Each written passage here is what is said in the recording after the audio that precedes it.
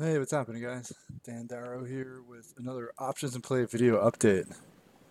So, the name that just about everybody has an opinion on, right, is actually a name that I don't trade that often, and I don't really actually even talk about it all that much. And obviously, you know what I'm talking about. It's Apple, right? Um, and it's really, nothing against the company or the stock. It's just I find that the setups, in my opinion, just aren't really that interesting most of the time. So even though it's one of those names that just about everybody has some sort of opinion on or watches maybe on a day-to-day basis, it's actually not something that I trade very often. Um, and I guess that kind of brings me to the point of this video, and it really comes down to this, right? Apple kind of lulled me to sleep in February, right? You had this kind of surprisingly strong reaction to what were pretty much disappointing results, right? So they had early guidance in January, which I'll circle back to in a second.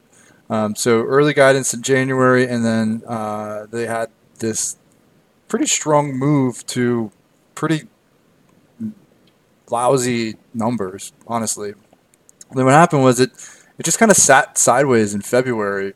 And it really didn't do a whole lot, and it kind of like lulled me to sleep. Like it. I feel like people just weren't really paying attention to it. It just wasn't really doing anything, right? I mean, like the market was basically putting in like a higher high almost every single session, right? I mean, February was a particularly strong period. Right? If we look at the spiders here, you can see like during the corresponding period, right? Big move in January, but then while Apple was chopping around sideways, spiders were, basically higher high, just like the entire month of February is like a strong overall move, right? So it just kind of like lulled you into the sense that it was basically the move was done. There wasn't a lot left in the tank. Obviously cut guidance in January. The numbers in February weren't much better, or at the end of January weren't much better. So February just kind of made you think like there's nothing left here, and then voila, March, little head fake, right? Little false breakdown because it was holding this 8 EMA really nicely, right? You can see holding this 8 EMA just perfectly for all of February, all of into the end of the month, early March, broke down, sharp reversal back above it, and then it was just this unbelievably powerful move higher, really off of not much news at all, right? It was just kind of maybe like the breakout finally had some sort of resolution. People were starting to put money back on board. Some of the big cap tech names started to wake up, right? That kind of coincided with look at Google. So Google right around the same time, Microsoft right around the same time. So there wasn't specifically a headline. It just kind of took off at that time, and it ran up, nearly got into like the 200 range ahead of their analyst event, which was yesterday, right? So, admittedly, like I said, I completely missed it. Had really no inclination that it was going to do anything that it did. Um, and the question is, like, what do you do with it now, right? Like, what do you do with Apple after it's had this type of move? And maybe you're in it, maybe you weren't in it. I'll talk about it from perspective of not being in it. So what do you do? Well, I guess there's really two things entering my orbit, and both are catalyst related, right? Um, so the first one is earnings, which are about a month away. The date isn't set. Looks like just away from the options price, looks like it's going to fall right around the beginning of May. So just about a month out. Uh, and what I've noticed is, notwithstanding this guidance cut, right, which again I'll get back to in a minute. Um, Apple's really had periods of pretty choppy sideways action ahead of its results, right? So like the several weeks ahead of its results for the last couple quarters has been pretty choppy and sideways. So even again in January when things were just kind of still ripping. Apple was kind of chopping around, right? This is back.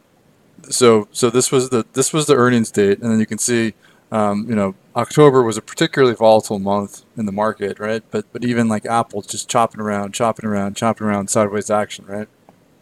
Go back even a little bit quarter before. So in July, right, just chopping around, chopping around. I mean, small little grind, but really, I mean, it's just kind of more or less like a holding pattern ahead of results, right? So what you've noticed is that Apple in like the 2, 3, sometimes 4 weeks ahead of results, it really just kind of enters more of like a holding pattern, where people are kind of just waiting, like a waiting game, just waiting for like the news to come out. So after like this massive move, so you had like a huge leg higher, a little bit of a reversal tail, pulled back into the high 180s. It certainly could keep moving, but recent history indicates that more likely than not, this thing will probably start to tighten up. So from a strictly like options point of view, I'm not necessarily sure I want to lay out the money just to have this thing start to consolidate on me, right? Um, but that could present a trade. So let me talk about the second thing I'll be watching for. So last quarter's guidance cut right in January, right? So that was very unusual. That hadn't happened in years, and it's kind of interesting, because it was so bad and it was so unexpected that it really caught a lot of people off guard, right? But now the question is it going to be a pattern, right? So are they going to guide this quarter as well? And if so, right, then we probably should be expecting that the next week and a half, right? Because it was right at the beginning of January, so right at the period, when earnings season was about to start, right?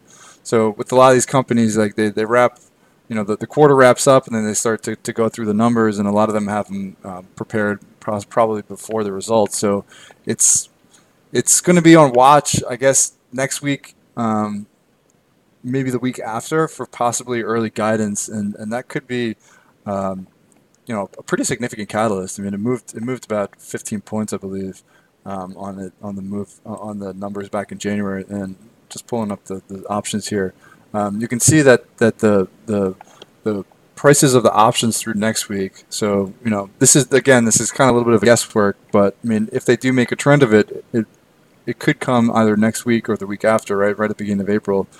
You can see that the options are a little elevated. The premiums, the 190, I would say the 187.50, looking for about almost a $6.50 move through next week.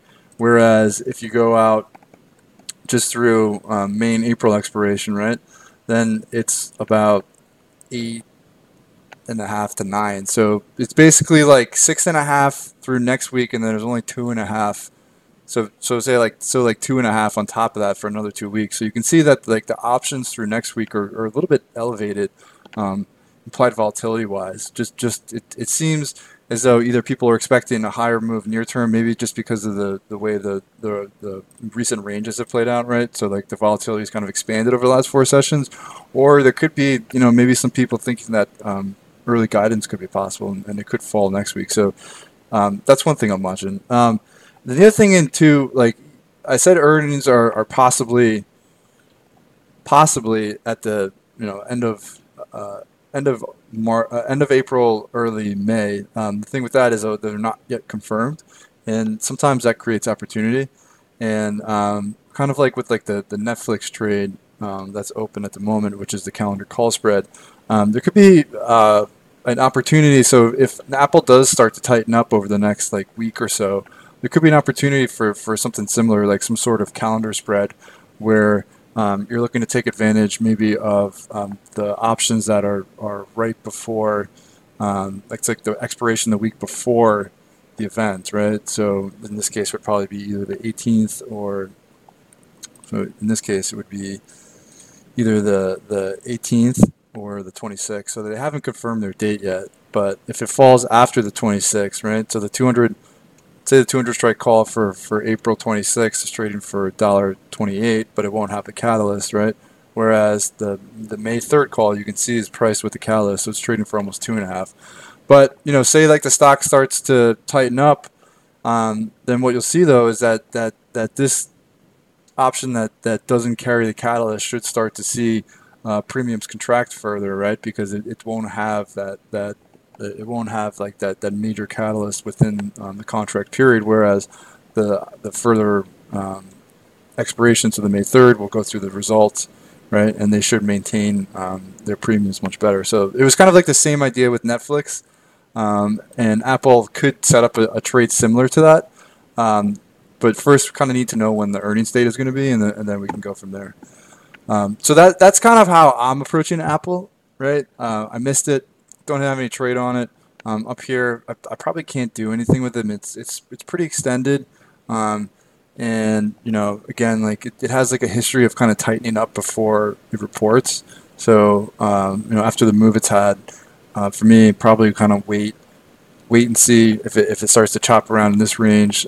May look at next week's options possibly. Just to see if we get some early guidance. But other than that, it's probably gonna be like a wait and see game. As much as like I wish I'd had some on. I mean, now I think that it probably makes the most sense to wait and just let the stock develop until like a better setup. All right.